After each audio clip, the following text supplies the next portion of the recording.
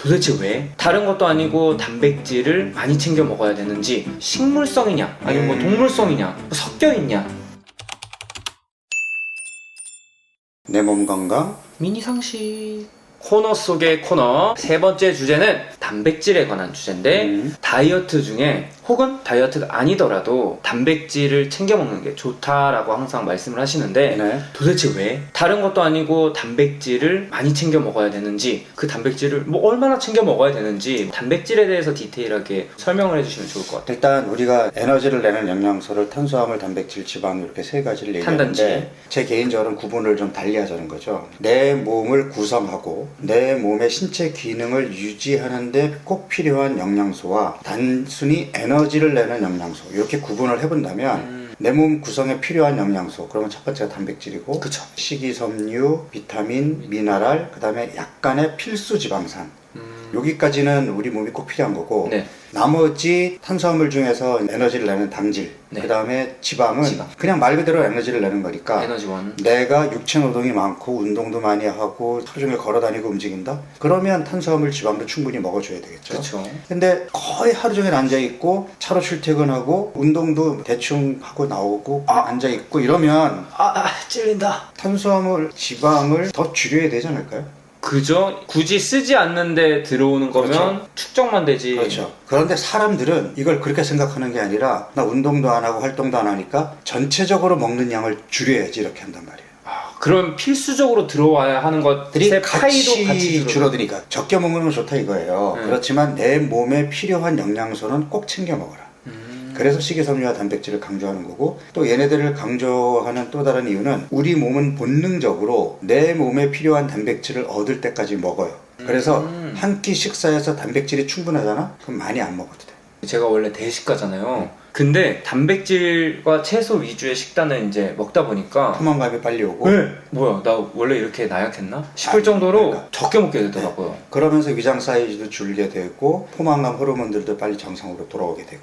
그러면 거꾸로 식이섬유와 단백질이 부족한 음식들이 요즘 나오는 초가공식품들인데, 네, 초가공식. 초가공식품은 끝없이 먹어요. 달고 짜고 맵고 맛도 맛인데 중독성이 있어가지고 진짜 뭐 TV 보면서 먹잖아요. 다 먹고 나면 아무것도 안 남아있어. 그래서 내가 채소와 단백질을 강조하는 거고, 또 하나는 다이어트를 한다고 탄수화물을 지나치게 줄이게 되면 네. 근육 손실이 생겨요. 근손실 못 그래서 근손실이 생기게 되면 기초대사량도 떨어지게 되고, 나중에 근육을 다시 회복하는데 더 힘드니까, 네. 그럴 때는 단백질을 평소 필요량보다 조금 더 먹자, 근손실을 예견하고, 그리고 단백질을 한 번에 왕창 먹는 것보다는, 이를테면 내 몸에 필요한 단백질이 60g이라면 60g을 한 끼 다 먹는 것보다는 30g으로 두 번 나눠 먹을 수도 있지만 15g, 15g, 15g, 15g으로 나눠 먹는 것이 훨씬 흡수율도 높이고 체내 활용도도 높이겠죠. 60g 정도를 이제 하루에 먹어주면 좋다. 그거는 이제 개개인마다 다른데, 네. 개개인의 근육량이라든지 운동량, 신체 몸무게, 활동량 네. 뭐 여기에 따라 다른데, 우리가 아주 일반적으로는 자기 몸무게 곱하기 0.8 내지 0.9, 내 몸에 필요한 최소 요구량. 최소 요구량. 만약에 내가 다이어트 중이다? 그러면 곱하기 1 내지 1.5 정도까지는 해야 돼요. 그렇구나. 그러면 몸무게가 60kg인 사람은 60g에서 90g까지 먹는 거죠. 그러면 나눠서 먹는 게 가장 좋다. 식사 중간중간에 껴가지고 4번에 나눠서 내가 쉐이크를 만든 이유도, 조금씩 그렇게 나눠 먹으면 흡수에 유리한 거는 확실한데, 일반 음식으로 그렇게 먹는 게 쉽지 바쁜 않아요. 현대인들한테 만만한 일이 아니라서 내가 네. 편의를 제공하기 위해서 낱개 포장으로 그렇게 만든 거거든요. 네, 그쵸.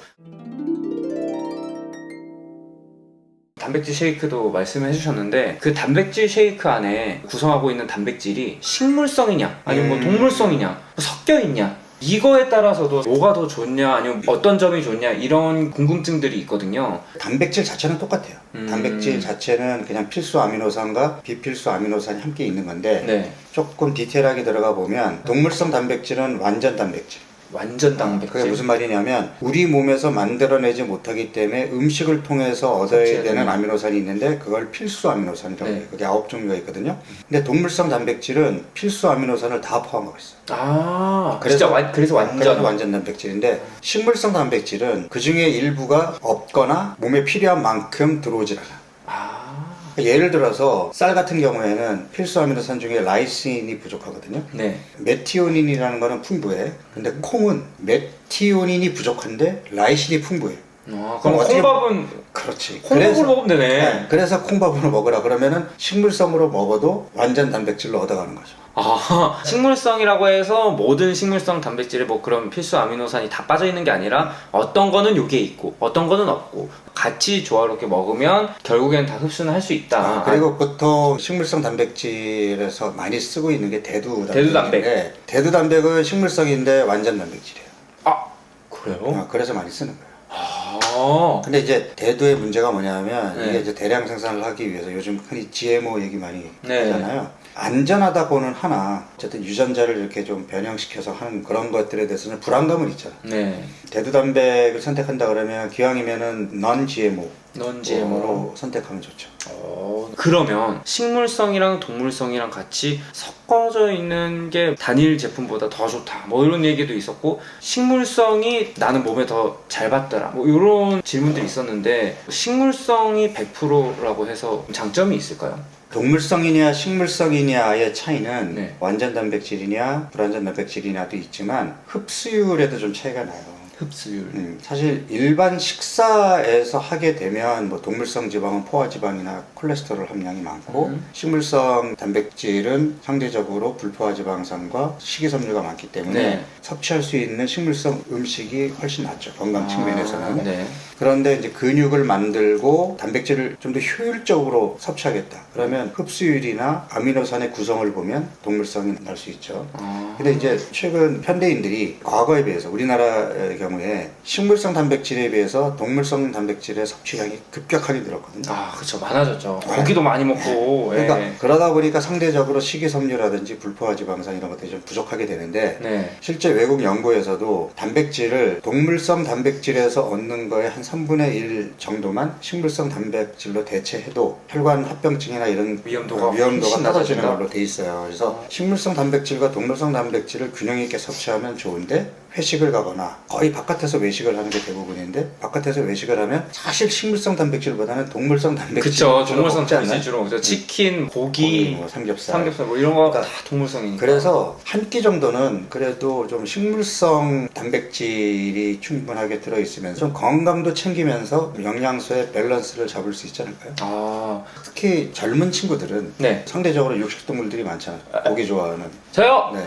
그래서 그런 사람들은 일부러라도 식물성 단백질을 좀 챙겨 먹었으면 찾아서. 좋겠고 60세 이상 어르신들은 근감소증이 잘 생기기 때문에 근손실을 예방하고 근육을 잘 붙이게 하기 위해서는 동물성 단백질을 좀 상대적으로 좀 더 그러니까 오히려 나이 많으신 분들이 이게 소화가 잘 안 되고 하니까 동물성 단백질을 잘 안 드시잖아요. 네, 맞아요. 그거 씹는 것도 불편해요. 연세가 있으신 분들은 좀 그런 쪽 신경 쓰시고 젊은 친구들은 식물성 단백질 식물성 단백질도 챙겨 먹어야 된다.